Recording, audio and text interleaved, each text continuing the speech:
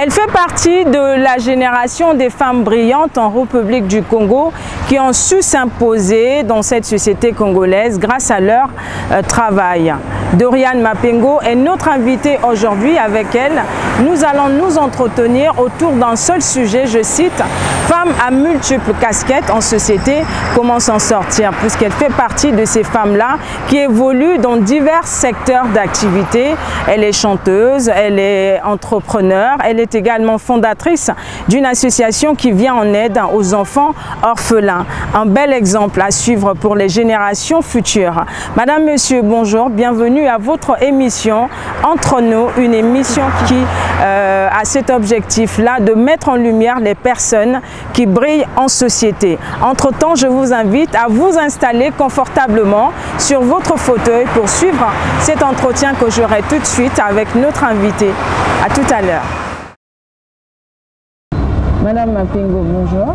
Bonjour. Comment allez-vous? Je vais très bien. Je l'espère pour vous aussi. Ça va très bien par la grâce de Dieu. Alors, Madame Mapengo, est-ce que vous pouvez vous présenter auprès de nos chers téléspectateurs et auditeurs? Alors, je suis Doriane Mapengo, entrepreneur, responsable du cabinet MGA Challenge, un cabinet conseil en création d'entreprise. Je suis aussi associé gérant de la société Digital Network Management. Je suis présidente de l'association Brazza École Internationale de Louange, encore connue sous le nom de BREL, épouse et mère de 3 enfants. Bravo! Comme artiste et chantre gospel sous le titre Le Duo BREL. Alors, vous avez un parcours très riche autant que femme. Alors, justement, qu'est-ce qui nourrit le désir d'occuper toutes ces casquettes au sein de la société? Parce que vous pouviez aussi rester à la maison. Mais pourquoi toutes ces casquettes autant que femme? Alors, je ne pense pas que j'ai au départ nourri le désir de porter toutes ces casquettes. J'ai un parcours de juriste de formation.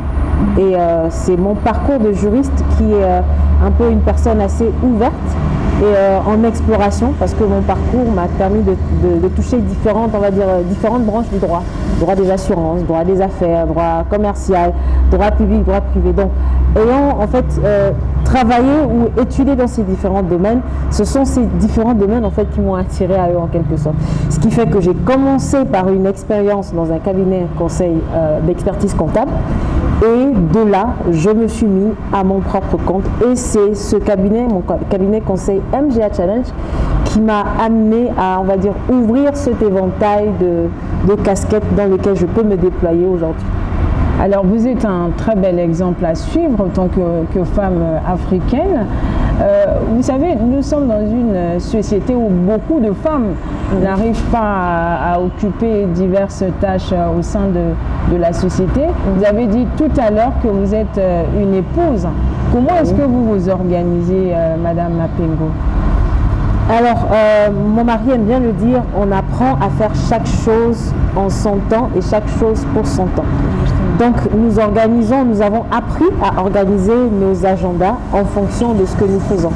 Donc, nous savons que dans le créneau horaire en tant que parents, nous avons par exemple les obligations le matin d'apprêter nos enfants, les déposer à l'école. Et ensuite, au courant de la journée, nous avons telle ou telle mission à accomplir en fonction de la casquette que nous avons. Et c'est vraiment apprendre à travailler sur le temps et planifier ces différents projets, ces différentes actions vraiment dans le temps pour pouvoir les faire. Sinon, c'est pas évident si on n'allie pas planification, organisation et même aussi beaucoup plus de persévérance.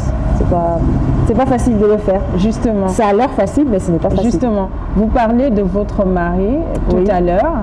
Est-ce que selon vous, choisir un bon mari peut également permettre à la femme de s'épanouir dans une société? C'est vraiment important de choisir des personnes avec qui l'on marche. Pas seulement d'abord pour la relation en tant que relation conjugale, mais vraiment des personnes avec qui on marche, que ce soit en amitié et même dans la famille. C'est vrai qu'on ne choisit pas. Mon père avait l'habitude de me dire, on ne choisit pas la famille dans laquelle on est, mais on choisit les personnes avec qui on veut marcher. Donc c'est notre responsabilité de savoir avec qui on va marcher.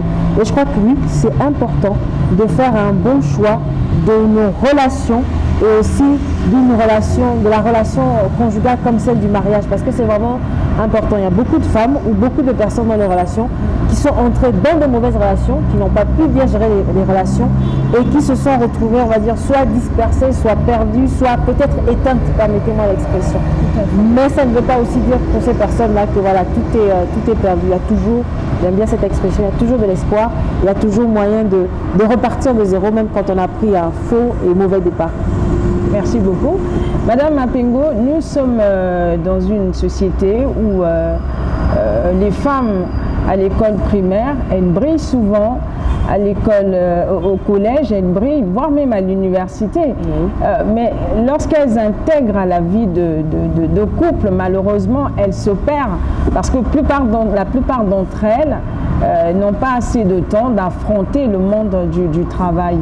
Est-ce que vous faites partie de ces femmes qui pensent que la vie de couple constitue un frein pour le développement de la femme?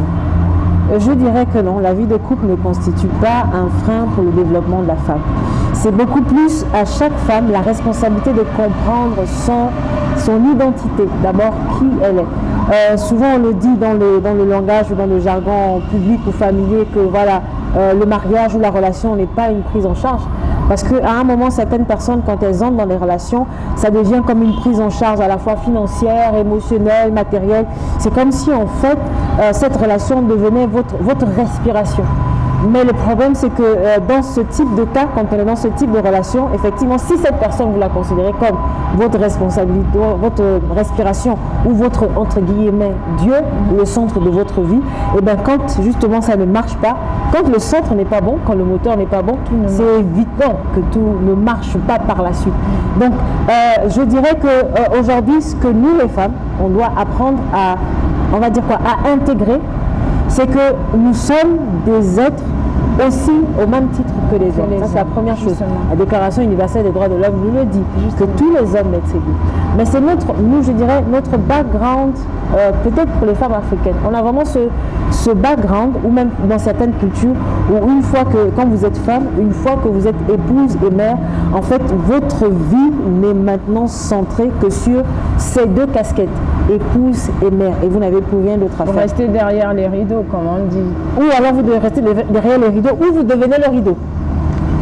Ça dépend de comment est-ce qu'on se voit. Voilà. Mais moi je crois, je fais partie de ces personnes qui croient que chaque être humain est là pour apporter quelque chose autour de lui. Est là pour répondre à un besoin autour de lui. Justement, mais lorsque vous vous trouvez en face d'un homme qui vous empêche d'intégrer le monde du travail, vous, autant qu'épouse, comment est-ce que vous pouvez réagir en face d'un homme pareil?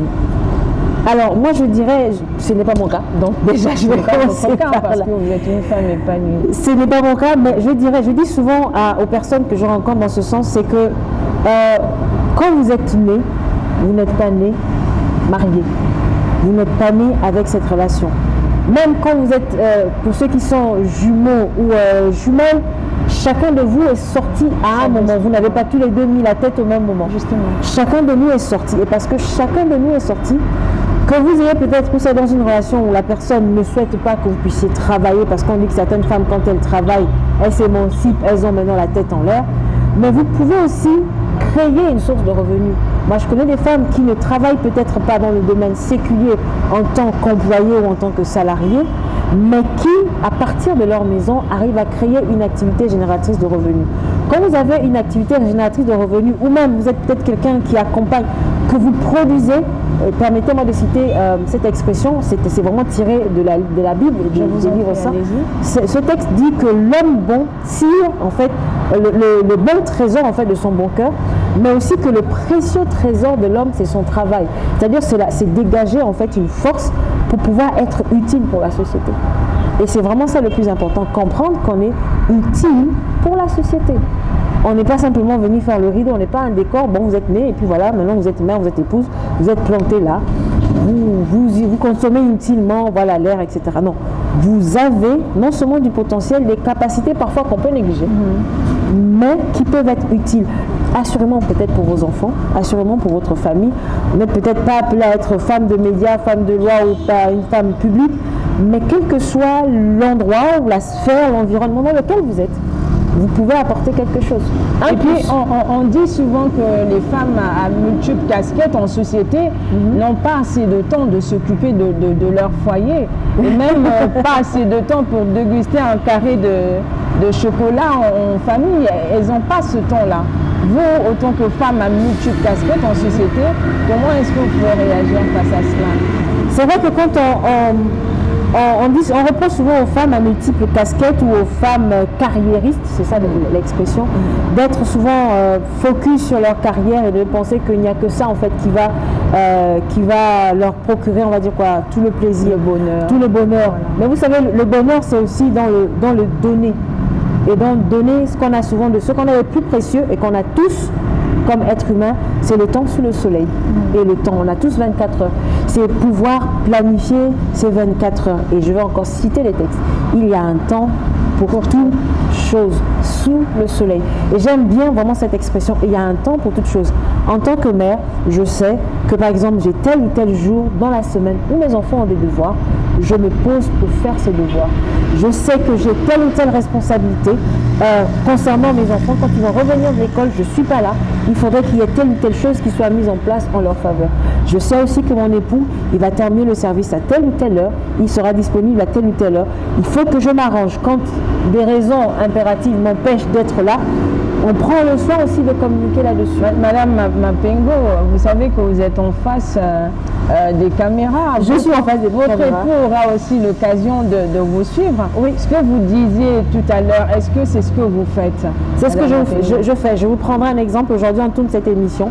Et hier soir, à la veille, j'ai travaillé avec mes enfants. On avait des devoirs en fait à faire à la maison. On terminait les devoirs de ce week-end, de ce long week-end que nous avons eu. Et jusqu'à tard le soir, mon mari et moi, nous sommes restés pour travailler en fait l'exercice de notre fille parce que nous, on l'avait compris en tant qu'adulte et il fallait qu'on puisse, on va dire quoi, simplifier cet exercice et le faire comprendre à notre fille. Elle a dû aller dormir tard et nous sommes restés pour trouver la méthode qu'on pourrait lui expliquer le lendemain matin un peu plus tôt. Et ce matin, au réveil, à 6 heures, j'ai réveillé mon enfant. Je me suis apprêtée, on a essayé de lui expliquer et c'est cette explication qui lui a permis d'aller plus tôt. Et pendant que moi je travaillais pour expliquer à la plus grande, mon mari était au soin avec les autres pour qu'on puisse être à temps, ils puissent tous être à temps à l'école. Lui qui allait au travail et nous qui allons peut-être rester par la suite après qu'il soit parti. Donc je ne parle pas d'autre chose, je parle de ce que je fais, je ne parle pas d'une théorie, je parle de ce que j'expérimente au quotidien. Alors, c'est pas facile, j'aimerais bien le dire. Merci. Il faut le rappeler toujours, ce n'est pas facile. Quand je l'explique en 1 minute. Ça paraît très facile voilà. Qu'à la réalisation. Voilà un bel exemple à suivre, madame, monsieur. J'espère que vous prenez note. Elle n'est pas venue dans cette émission pour rien. C'est pour que vous bénéficiez également de quelque chose, cher ami. Alors, madame Mapengo, vous faites partie de ces femmes congolaises-là qui ont traversé le rideau noir qui empêcherait à la femme africaine d'évoluer, puisque vous êtes également une femme entrepreneur. Alors, dites-nous un tout petit peu, qu'est-ce que représente l'entrepreneuriat chez vous? Moi, je dis que pour moi, l'entrepreneuriat, non seulement c'est un véritable défi, mais c'est une occasion pour pouvoir repousser ses limites et pour pouvoir découvrir des capacités ou même des compétences qu'on s'ignore. Et devoir non seulement être confronté à différentes adversités, différents obstacles, vous donne en fait de chercher des solutions. Et les personnes qui cherchent des solutions sont des personnes non seulement productives, mais ce sont des personnes aussi qui sont utiles. Parce qu'une fois qu'on trouve ces solutions, on est maintenant en mesure de pouvoir les expliquer aux autres. Mais cette fois-ci, on ne va pas le leur expliquer de façon théorique. On va leur dire, au-delà de ce que nous avons vu en faculté ou de façon magistrale, voici ce qu'il y a sur le terrain comme réalité, voici ce qu'il y a comme défi, et voici comment vous pouvez faire soit pour les contourner, soit pour pouvoir vous maintenir. Donc pour moi, l'entrepreneuriat, c'est vraiment une occasion pour pouvoir se déployer, se découvrir aussi, parce que être en entrepreneuriat, ce n'est pas un simple discours. Vous allez devoir porter votre projet et veiller à ce qu'il soit maintenu, je ne vais peut-être pas dire maintenu en vie, vous allez faire en sorte qu'il vive, qu'il produise, mais aussi qu'il vous fasse manger le fruit de ce que vous aurez produit. Tout à fait, donc c'est un secteur que vous demanderez aux femmes congolaises d'intégrer, justement. Oui, je dirais, j'encouragerais beaucoup les femmes à intégrer, pas intégrer, mais à découvrir l'entrepreneuriat. Je préfère dire découvrir. Aujourd'hui, on parle beaucoup de promotion de l'entrepreneuriat. On invite les gens à investir dans différents secteurs, le secteur artisanal, le secteur agricole, le secteur des services. Mais ce sont aussi des domaines où notre environnement francophone n'a pas beaucoup développé depuis les indépendances jusqu'à aujourd'hui. La culture entrepreneuriale, on ne l'a pas beaucoup développée. Aujourd'hui, on nous pousse à aller vers l'entrepreneuriat, mais il nous faut d'abord un background, un mindset qui nous permette de pouvoir tenir dans l'entrepreneuriat. Parce que, je vous donne un exemple que j'ai connu en 2016. J'étais enceinte de quasiment 7 mois. D'accord. Et j'entre dans mes bureaux. Mon agence était à cette époque au niveau de l'avenue de la Tiémé. J'ouvre après un long week-end, j'ouvre mes bureaux un mardi, je découvre que j'ai été cambriolée. J'ai malheureusement été cambriolée. Je suis enceinte de 7 mois. J'ai du matériel qui est parti. J'ai des commandes que je devais livrer ce jour. Et j'avais des travaux qui étaient en cours. Et en ce moment-là, qu'est-ce que vous avez fait? La première réaction déjà que ceux qui étaient là ont eu, c'est qu'eux, ils ont tous eu peur. Ils ont pris peur parce que j'étais une femme enceinte et presque à terme. J'ai été cambriolée, j'ai découvert que j'ai été cambriolée en juin. J'ai accouché en août. Vous imaginez juste la distance qui sépare juin, juillet, août. Donc, c'est-à-dire que le choc émotionnel aurait pu déjà me provoquer l'accouchement. Vous envoyer à la maternité, justement. D'accord, première chose. Et ensuite aussi, le fait d'avoir été cambriolé, d'avoir perdu du matériel, c'est comme si vous repartiez de zéro. Et pouvoir franchir cette étape-là, il faut avoir un moral de se dire, ok, ça m'est arrivé, je vais à la police, je déclare, etc. Mais il faut bien trouver les forces. Mais est-ce qu'à cette époque-là, vous aviez déjà un mari, vous étiez déjà mariée? J'étais enceinte et mariée, j'étais déjà dans ma 6e année de mariage. Heureusement pour vous. Trouver le moral pour reprendre des forces, repartir là où vous avez été cambriolé. Et j'y suis restée encore 3 ans quasiment, dans les mêmes bureaux. Et revenir là et se dire, il faut que je continue mon entreprise. Et moi j'ai aimé, à cette époque, j'avais des clients qui... vous voyez mon état, voyant mon mental, ils se sont demandé, mais comment est-ce que vous, en tant que femme, vous allez pouvoir... Quelqu'un d'autre aurait dit, ok, j'attends simplement que j'accouche et puis voilà, genre. Et puis je vais relancer mes... Moi, je me suis dit, j'ai suivi cela, j'ai dit, ce qui est bien, c'est que la plupart de mes documents, déjà marié informaticien, et il m'avait enseigné à apprendre à sauvegarder les documents, sauvegarder soit par mail, soit sur différents fichiers. Et c'est comme ça que j'ai pu reconstituer ma base de données, mes travaux, reprendre à zéro sur certaines commandes qu'il fallait livrer, etc. Et je me suis remis sur pied. J'ai ça, j'ai par exemple, une fois en 2014, une année après que j'ai commencé, j'ai commandé un appareil, un équipement d'une certaine valeur qui n'a même pas pu me rentabiliser. Au bout d'une année et demie, avec des problèmes d'électricité, etc., j'ai perdu mon matériel. Alors, Madame Mapengo, pour cette femme-là qui te suit, qui n'a que 250 000 francs sur elle, qui souhaite entreprendre, dans quel secteur d'activité vous pourriez la conseiller? Alors, l'orienter. Je ne peux pas, si je conseille un secteur d'activité, c'est que je demande à la personne d'aller vers ce secteur. Ce que nous on fait, c'est qu'on encourage la personne à regarder d'abord ce qu'elle a comme compétence et ce qu'elle peut fournir comme service. Vous savez, quand on va dire quoi, votre métier, votre entreprise est votre passion, vous travaillez différemment. D'accord. Vous travaillez différemment. Pourquoi? Parce que votre passion va primer bien souvent, bien plus sur les différents obstacles que vous aurez. Vous allez vous appuyer d'abord sur ce que vous pouvez produire aisément, naturellement, voilà. Ce que vous pouvez faire de vos mains, ce que vous pouvez faire de votre réflexion, ce que vous pouvez faire soit avec votre intellect, ce que vous avez comme compétence.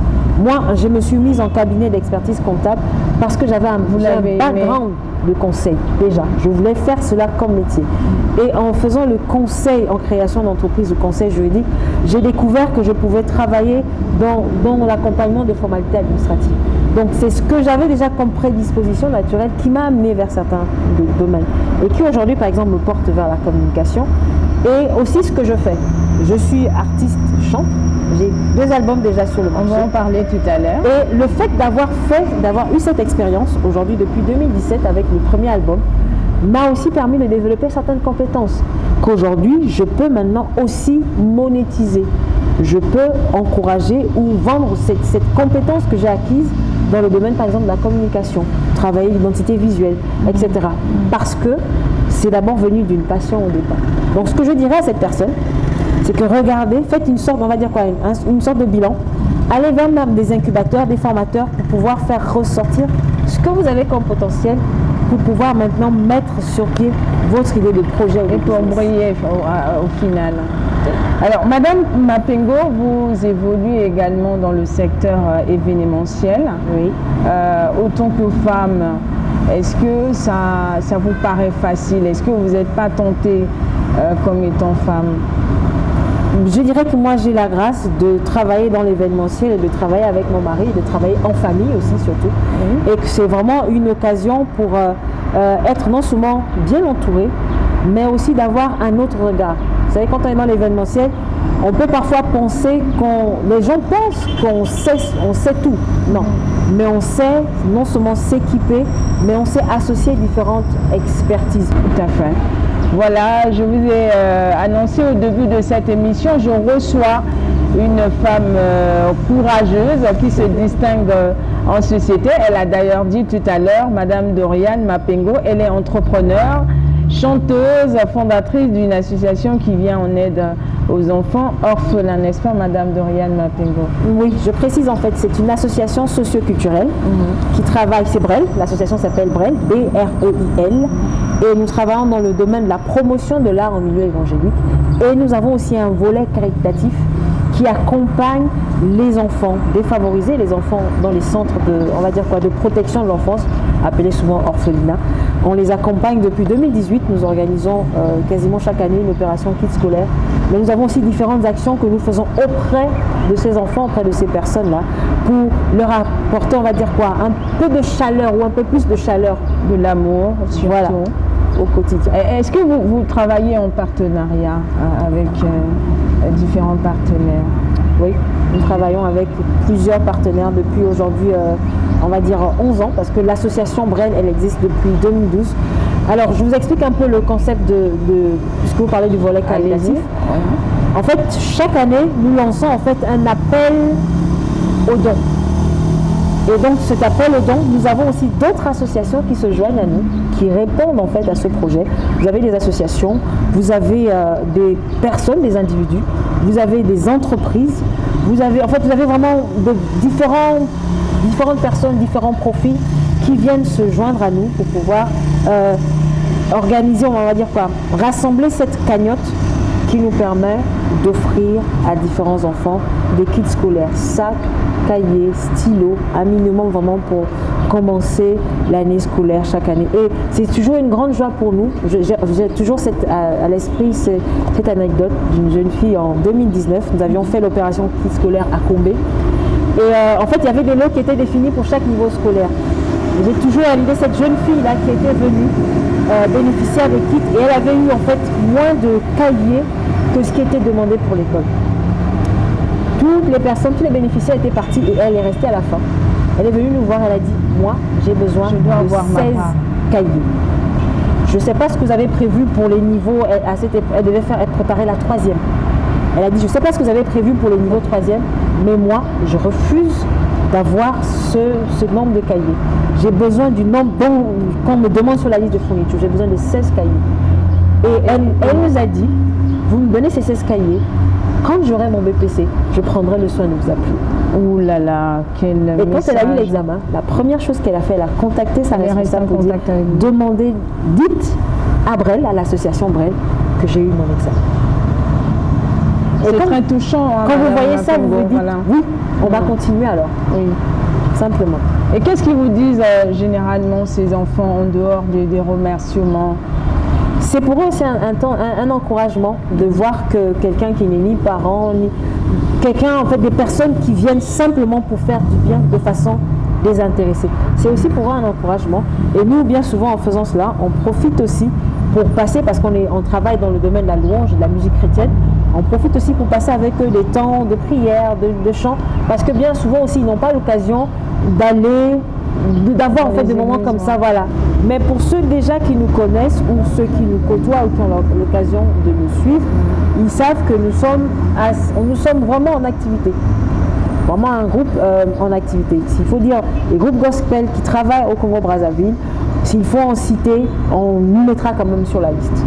Mais qu'est-ce qui justifie cela? Est-ce que ce n'est pas parce que vous ne communiquez pas assez?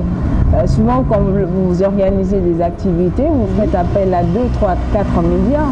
C'est pas suffisant, Madame Doriane Mapengo. Je pense pas que ce ne soit pas... c'est parce que je pense aussi que... Tout à l'heure, je parlais de la culture entrepreneuriale que nous n'avons pas. Mais je pense aussi qu'au niveau des médias, nous n'avons pas souvent aussi cette culture de l'information. C'est-à-dire que si on ne nous appelle pas pour qu'on vienne couvrir un événement, on fait comme si on n'était pas informé. C'est la première chose. Et d'autre part aussi, si ce n'est pas quelqu'un qui a une certaine audience ou influence, on ne relaie pas l'information. Je sais aussi que nos médias, aujourd'hui, nous travaillons dans la mesure où c'est quand l'information vient à nous qu'on en parle. Mais on ne va pas trop dans le sens de dénicher l'information. Aujourd'hui, un des médias qui fait découvrir certains talents ou certains artistes, on va dire, ce sont les réseaux sociaux aujourd'hui.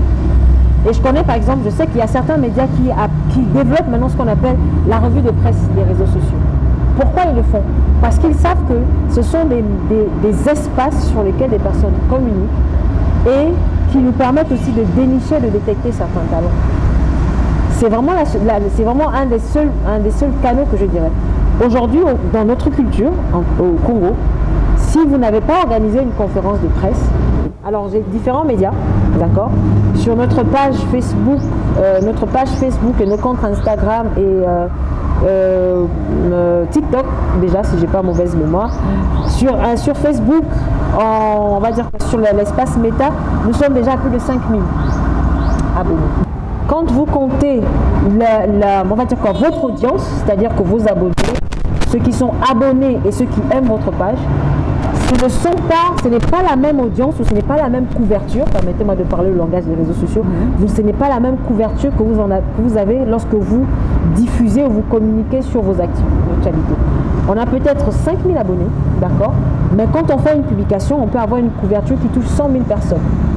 Sachant aussi qu'au niveau du Congo-Brazzaville, le tissu, ou on va dire quoi, l'audience sur les réseaux sociaux n'est pas encore très forte, parce que nous n'avons pas encore tous cette facilité, non seulement de nous connecter sur les réseaux sociaux, mais nous n'avons pas aussi une très forte population.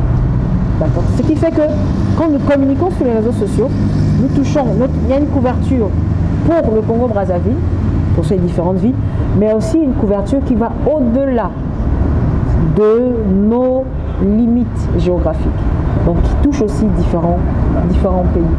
Ce qui fait qu'on peut avoir 5000 abonnés, mais on peut faire une publication qui touche 100 000 personnes. Sinon, pourtant, il y a bon nombre de jeunes qui sont abonnés des réseaux sociaux en République du Congo. Okay. Voilà. Donc, en fait, il ne faut pas qu'on confonde en fait l'audience, d'accord, et parfois la couverture sur les réseaux sociaux. C'est deux choses différentes. Ce sont deux choses différentes. Voilà. Et ce qui fait que certaines personnes, parfois, quand vous faites une publication sur Facebook, je mets une parenthèse, vous pouvez faire une publication sur Facebook, vous voyez que sur cette publication, il n'y a eu par exemple que 5 j'aime. Vous n'allez penser qu'il n'y a que 5 personnes qui ont vu cette publication. Non, il y a 5 personnes qui ont interagi, certainement, mais il y a le triple, voire même fois 1000 qui ont vu, mais qui n'ont pas interagi. Ce qui fait, justement, pour répondre à votre question, en termes d'interaction, on communique. Je vous donne par exemple un exemple. Notre dernière activité qu'on a organisée en tant que Brel, où on était en même temps organisateur et produit par la maison de production, en termes de couverture média, nous avons communiqué. En termes de couverture, par exemple, dans la ville, panneaux publicitaires, etc. Vous avez communiqué. Nous avons communiqué. Passons sur différents plateaux. Même quand on communique, on passe sur les chaînes nationales, les chaînes privées, etc. Mais c'est parce que nous n'avons pas encore une forte densité en matière de communication. Et ça s'installe au fur et à mesure. Est-ce que vous avez déjà d'autres programmes en vue concernant vos différentes prestations scéniques? Oui. Alors, nous avons, dans les prochains jours, on va sortir selon le calendrier ou l'agenda en fait de l'artiste gospel Brel, qui est un duo. Nous avons un prochain clip qui sort et différents autres produits, s'il faut le dire ainsi, qui vont être mis à disposition du public dans les prochains jours. Et on a aussi différentes sollicitations dans différents événements. Alors, autant qu'artiste, Madame Mapengo, quelle observation faites-vous de la musique congolaise? Est-ce qu'elle évolue ou elle est restée stagnée selon Elle évolue. Aujourd'hui, de plus en plus, on va dire quoi? Il y a une nouvelle génération qui bouge les lignes. Aujourd'hui, la musique congolaise, elle s'exporte. Elle ne s'exporte, en fait, elle ne s'exporte pas encore à la dimension de personnes d'autres pays. Vous imaginez, souvent on aime se comparer à l'autre côté du fleuve. Mais vous avez une population là-bas de 60 millions d'habitants. C'est pas pareil, justement. On n'est pas sur le même terrain. On est peut-être dans le même, on va dire quoi, dans le même environnement parce qu'on a les mêmes médias, on a les mêmes opportunités, etc. Mais en termes de population qui pousse le culturel, on n'a pas le même game, permettez-moi l'expression. Vous disiez tout à l'heure qu'elle évolue, cette musique. Oui, elle évolue. Mais beaucoup d'entre vous n'arrivent pas à se déplacer, justement, surtout les femmes. Qu'est-ce qui justifie cela, selon vous? Non, mais il y a différentes contraintes. En fait, on ne peut pas prendre les contraintes qui s'appliquent à moi, par exemple, pour les coller sur quelqu'un d'autre. Chacun, en fonction de son secteur, en fonction de ce qu'il veut viser comme objectif, fait face à différents obstacles. Et ce sont ces obstacles-là qui peuvent constituer soit des freins, soit des opportunités. Nous, on a déjà eu l'occasion à plusieurs reprises déjà d'aller jouer à l'extérieur. Même si, on va dire quoi, on n'a peut-être pas encore rempli différents grands espaces, on n'a pas rempli un stade, on n'a pas rempli... Mais déjà, c'est un premier pas. On n'est peut-être pas les seuls. Il y a différents artistes. Là, je parle par exemple de la musique gospel. Il y a différents artistes de la musique gospel qui font leur pas et qui sont en train de poser et de s'imposer, de poser leur marque, mais aussi de pouvoir s'imposer à leur échelle. Mais ça ne veut pas dire que les lignes ne bougent pas. Oh oui, les lignes bougent. Elles bougent de plus en plus. Et elles vont continuer de bouger. Et ce qui est bien, c'est qu'aujourd'hui, les uns et les autres, avant, on avait peut-être le langage qui disait il n'y a pas de producteur, il n'y a pas ceci, il n'y a pas cela. Mais aujourd'hui, il y en a. Pas forcément qu'il y ait des producteurs. Vous personnellement, vous êtes produit par votre époux. Mais pour d'autres femmes, ce n'est pas le cas, madame. Non, je ne suis pas produit par mon époux. Mon époux et moi, nous sommes produits par la maison de production Elina Gospel. D'accord, nous sommes produits par la maison Elina Gospel, qui est une structure qui a été mise en place depuis 2014-2015 pour pouvoir accompagner la musique ou la promotion de la musique gospel en milieu évangélique. Et je reviens encore sur vraiment ce point. On parle aujourd'hui d'une musique gospel, d'une musique même qui est en train de bouger les lignes, qui est en train de progresser. Mais n'oubliez pas, comme je parlais aussi de l'entrepreneuriat tout à l'heure, qu'il y a toujours un background. Il faut d'abord qu'une culture ait été inculquée à des personnes pour pouvoir bouger les lignes. Il faut en fait d'abord que cette culture ait été inculquée pour que les lignes bougent. Et c'est parce qu'aujourd'hui, il y a des formations, il y a des coachings, il y a des accompagnements, il y a des structures qui sont mises en place pour dire aux personnes, oui, vous avez le talent, mais le talent à lui seul ne suffit pas. Il faut qu'il soit structuré, il faut qu'il soit accompagné. Il y a une certaine éthique qu'il faut mettre en place. Il y a une certaine marque, une certaine identité qu'il faut mettre en place. Mais ça, ce sont des choses qu'avant, on ne savait pas. On pensait que, bon, voilà, j'ai le talent, je cherche un producteur. Ça me suffit. Malheureusement, voilà. Ça ne suffit pas. C'est un autre défi aussi. Voilà. Ça, c'est vrai. Madame Doriane Mapengo, nous tendons vers la fin de notre entretien. Oui. Qu'est-ce qu'on peut retenir de votre passage dans cette émission en tant que femme? Alors, en tant que femme, moi j'aimerais simplement dire que, et c'est vraiment je peux pas dire mon cheval de bataille, c'est faire comprendre à chaque femme que de la même façon que vous êtes sortie du ventre de votre mère unique, vous êtes une personne unique. Vous avez aussi un cerveau et vous êtes capable de réfléchir et de produire. C'est vraiment moi mon cheval de bataille. Vous êtes capable de réfléchir et de produire et d'être une solution pour d'autres personnes, d'être une source d'encouragement, d'être utile aussi pour d'autres personnes, à la société aussi. Voilà mon mot. Madame Mapengo, merci d'avoir accepté notre invitation. C'est moi qui vous remercie. Je vous en prie. Merci. Alors, nous sommes au terme de cette émission. Madame, Monsieur, merci pour votre attention particulière accordée à cette émission Entre nous. Aujourd'hui, j'avais l'honneur et le plaisir de recevoir une femme à multiples casquettes au sein de cette société congolaise parce qu'elle est chanteuse gospel, elle est entrepreneur, elle est fondatrice d'une association, elle est également mère et épouse. Ça fait beaucoup pour certaines femmes. Un bel exemple à suivre. J'espère que vous avez pris note grâce à ces conseils pour devenir une femme à multiples casquettes en société parce que l'Afrique a besoin de ce genre de femmes pour faire briller son continent. N'est-ce pas, chers amis téléspectateurs et auditeurs de GoTV?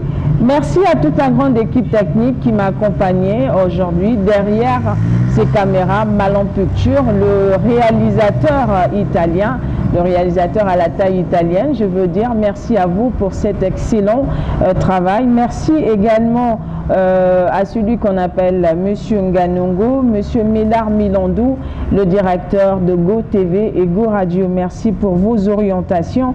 Merci également à Willy Katembo, à toute la grande équipe technique de GoTV et Go Radio. Je vous dis un grand merci. Merci également à Soi-Disant qui est de l'autre côté de la radio de Go Radio. Merci à toute la grande équipe et merci pour votre attention particulière que vous avez accordée à ce nouveau numéro de cette émission Entre nous. Je vous retrouve la semaine prochaine avec le même envie de vous servir. À très vite.